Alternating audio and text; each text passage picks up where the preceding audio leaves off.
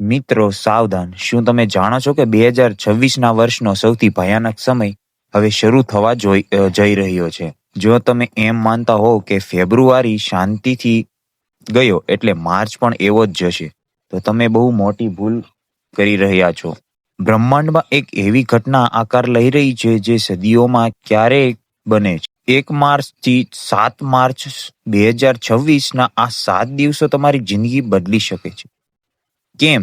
કારણ કે આ અઠવાડિયે માત્ર ગ્રહો નથી બદલાતા, પણ હોળીનો પવિત્ર દિવસ આકાશમાં એક કાળો પડછાયો એટલે કે ગ્રહણ પડવા જઈ રહ્યો છે. એક તરફ હોળીની જ્વાળા અને બીજી તરફ ચંદ્ર પર ગ્રહણનો અંધકાર. આ સંયોગ સામાન્ય નથી. આ વિનાશની નિશાની હોઈ શકે છે. આજના વિડીયોમાં હું તમને ડરાવવા નથી આવ્યો, પણ જગાડવા આવ્યો છું. જો તમે તમારી અને તમારા પરિવારની સુરક્ષા ઈચ્છતા હો તો આ વિડીયોની એક સેકન્ડ પણ ચૂકતા નહીં. આપણે આજે જાણીશું કે આ ખપ્પર યોગ કોના માટે ઘાતક સાબિત થવાનો છે, કોના માટે ઘાતક સાબિત થશે. વાત કરીએ તારીખ 3 માર્ચ 2026ની. તમારી ડાયરીમાં આ તારીખ લાલ પેનથી નોંધી લેજો. આ દિવસે મંગળવાર છે. ફાગણ સુદ પૂનમ એટલે કે હોળી છે. શાસ્ત્રો કહે છે કે જ્યારે કોઈ મોટો તહેવાર પર ગ્રહણ થાય ત્યારે તે રાજા અને પ્રજા બંને માટે પીડાદાયક હોય છે. તો સત્ય શું છે? આ દિવસે ભારતમાં દેખાય તેવું આ ચંદ્રગ્રહણ છે. આ કોઈ સામાન્ય પડછાયો નથી. આ દિવસે ભારતમાં દેખાય તેવું ખગ્રાસ ચંદ્રગ્રહણ છે. આ કોઈ સામાન્ય પડછાયો નથી. જ્યોતિષીય ગણિત મુજબ આ ગ્રહણ સિંહ રાશિમાં અને પૂર્વા ફાલ્ગુની નક્ષત્રમાં થઈ રહ્યો છે. સિંહ રાશિ એટલે સૂર્યનું ઘર, અને ત્યાં જ કેતુ અને ચંદ્રનું મિલન થશે. જ્યારે ચંદ્ર કેતુ સાથે મળે છે અને તેના પર સૂર્યની દ્રષ્ટિ પડે છે ત્યારે મનુષ્યની બુદ્ધિ કામ કરતી બંધ થઈ જાય છે. આ સમય દરમિયાન વાતાવરણમાં એટલી નેગેટિવ ઉર્જા હશે કે નાની અમથી ભૂલ પણ મોટા અકસ્માતોને નોતરી શકે છે. માત્ર ગ્રહણ જ નહીં, બીજી પણ એક આફત રાહ જોઈને બેઠી છે. તમે અંગારા શબ્દ સાંભળ્યો હશે ને? આ અઠવાડિયે આકાશમાં ગ્રહોનું મહાયુદ્ધ થવાનું છે. મંગળ જે સેનાપતિ છે તે અત્યારે ક્રોધમાં છે. શનિ પણ પોતાની વક્ર દ્રષ્ટિ રાખીને બેઠો છે. જ્યારે હોળી પ્રગટશે ત્યારે મંગળ અને સૂર્યનો તાપ વાતાવરણને ગરમ કરી નાખશે. જે લોકોનો જન્મ સિંહ, કુંભ, મકર કે વૃશ્ચિક રાશિમાં થયો છે તેમના માટે આ સમય રેડ એલર્ટ જેવો છે. શું તમને રાત્રે અચાનક ડર લાગે છે? શું તમને લાગે છે કે કોઈ તમારી પાછળ છે? આ 1 થી 7 તારીખ દરમિયાન તમારી માનસિક સ્થિતિ ડામાડોળ થઈ શકે છે.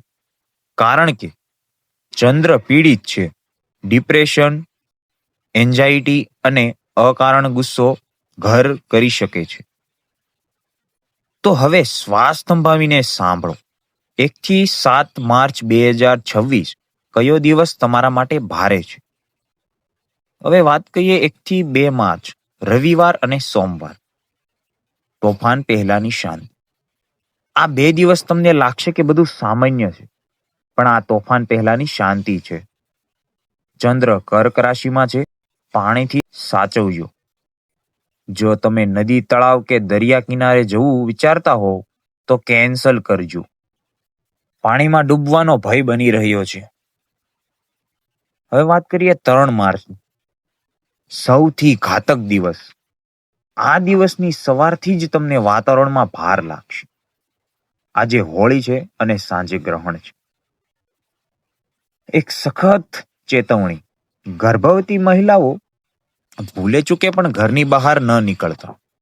ગ્રહણના કિરણો ગર્ભ પર ખરાબ અસર કરી શકે છે. છપ્પુ, કાતર કે સોયનો ઉપયોગ ન કરવો. હવે જે વાહન ચાલકો છે, આપણા ડ્રાઈવરો, તેની વાત કરી. ડ્રાઇવિંગ કરતી વખતે મોબાઈલ મૂકી દેજો. શનિ અને મંગળની યુતિ લોહી માગી રહી છે. અકસ્માતનો પ્રબળ યોગ છે. હવે વાત કરીએ વેપારીઓમાં. કોઈ પણ મોટા દસ્તાવેજો પર આજે સહી નહીં કરતા. છેતરાઈ જવાની પૂરી શક્યતા બની રહી છે. તો મિત્રો હવે વાત કરીએ 4 અને 5 માર્ચ એટલે કે બુધવાર અને ગુરુ. હોળી ગઈ પછી ગ્રહણની અસર હજુ 48 કલાક રહેવાની છે. ધૂળેટીના દિવસે રંગોથી રમજો પણ કોઈ સાથે ઝઘડો ન કરતા. મંગળનો પ્રભાવ હોવાથી નાની વાત મારામારી સુધી પહોંચી શકે છે. કોર્ટ કચેરીના યોગ બની રહ્યા છે. 6 અને 7 માર્ચ શુક્રવાર અને શનિવાર થોડી રાહત, પણ 7 તારીખે ચંદ્ર તુલા રાશિમાં જશે ત્યારે તમને થોડો શ્વાસ લેવાનો મોકો મળશે, પણ ત્યાં સુધીમાં ઘણું નુકસાન થઈ ચૂક્યું હોય છે. જો તમે સાવચેત નહીં રહો તો આ દિવસોમાં પૈસાની તંગી વર્તાશે. તો મિત્રો હવે આપણે વાત કરીએ કે આનાથી આપણે બચવું કેમ. તો ચાલો આના મહા ઉપાયોની વાત. મિત્રો, ડરવાની જરૂર નથી, પણ ચેતવવાની જરૂર છે. શાસ્ત્રોમાં દરેક સમસ્યાનું સમાધાન છે. જો તમે ઈચ્છતા હોવ કે આ ગ્રહણ અને હોળીનો અશુભ પડછાયો તમારા પરિવાર પર ન પડે તો આટલું જરૂર કરજો. ગ્રહણના સમયે 3 માર્ચે જ્યારે ગ્રહણ હોય ત્યારે તમારા ઘરના મંદિરમાં બેસીને ઓમ નમઃ શિવાય અથવા આ મંત્રનો જાપ કરજો. મહામૃત્યુંજયમ મંત્ર. આ મંત્રમાં તમારા પરિવારનું રક્ષણ કરવાની તાકાત છે. દાન. ગ્રહણ પૂરું થયા પછી બીજા દિવસે 4 તારીખે ગરીબોને સફેદ વસ્તુ, ચોખા, ખાંડ અથવા દૂધનું દાન કરજો. આખું અઠવાડિયું રોજ સાંજે હનુમાન ચાલીસાના પાઠ કરજો. મંગળના ક્રોપથી માત્ર બજરંગબલી જ બચાવી શકે છે. તો મિત્રો, સમય નાજુક છે. તમારી રાશિ કઈ છે અને નીચે કોમેન્ટમાં જરૂર જણાવો. હું કોશિશ કરીશ તમને પર્સનલ જવાબ આપવાની. આ વિડીયો તમારા તમામ સગા સંબંધીઓને અત્યારે શેર કરો. કદાચ તમારી એક શેર કોઈની જિંદગી બચાવી લે. ફરી મળીશું નવી ભવિષ્યવાણીઓ સાથે. ત્યાં સુધી સાવધાન રહો, સુરક્ષિત રહો. જય મહાદેવ.